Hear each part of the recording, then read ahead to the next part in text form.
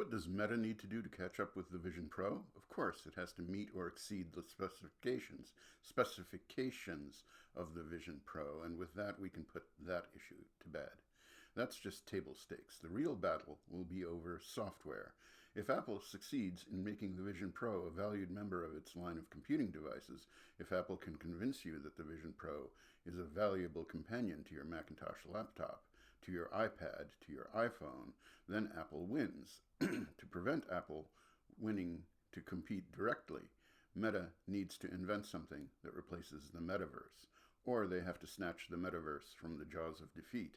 But it looks like spending on the metaverse has been sharply cut back. In other words, Meta can put as much time and effort into hardware as they can possibly afford, and it won't be enough. They need to give you a reason to buy a MetaQuest device instead of yet another member of Apple's computing product line. Or they need to concede that market to Apple and wholeheartedly go after gaming, which means competing against Sony, Microsoft, Nintendo, and so on. That's a bit scary. Either way it goes, if I was a product manager at Meta speccing the next Quest, I wouldn't want to have the job of convincing Mark Zuckerberg that he's got to compete against Apple's operating systems and application developers.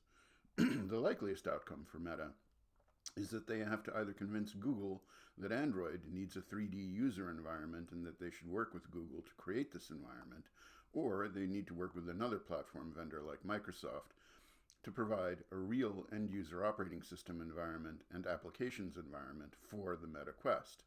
Both Google and Microsoft have either exited the VR/AR competition or sharply attenuated their efforts. Either might be receptive to working with Meta.